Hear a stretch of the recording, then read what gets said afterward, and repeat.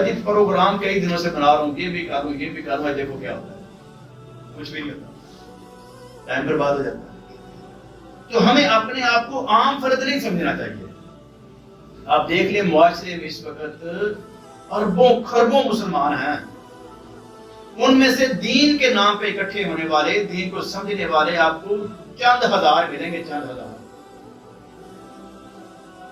ان چند ہزار میں سے اللہ نے ہمیں بھی شامل کیا ہے۔ تو ہمیں اب اپنا لیول تھوڑا سا بلند کر لینا چاہیے، اپنا گراف بلند کر لینا، ہماری کوئی بھی فیلڈ ہے، لیکن ہم بطور مسلم اپنے آپ کو اس لیول پہ دیکھیں کہ بھی ہم نے اپنا ایک ایک لمحہ قیمتی بنانا ہے۔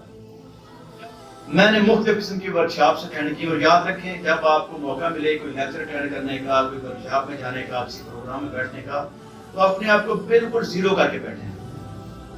جس طرح برتن خالی ہوتا ہے نا، وہ کیفیت بنائیں کہ بھی ہم نے جہاں سے لے کے جانا، یہ نہیں سمجھنا کہ میں تو خود بیان کرنے والا ہوں، سمجھانے والا ہوں، تو مجھے کیا ضرورت، کچھ نہیں ملے گا۔ اگر ہم بیٹھیں گے تو جس کو سن رہے ہیں سمجھیں کہ بھی میں نے کچھ نہ کچھ لے کے جانا، تو انشاءاللہ بہت کچھ مل جائے گا۔ سیدنا علی رضی اللہ تعالیٰ عنہ سے کسی ایک دفعہ پوچھ لیا، علی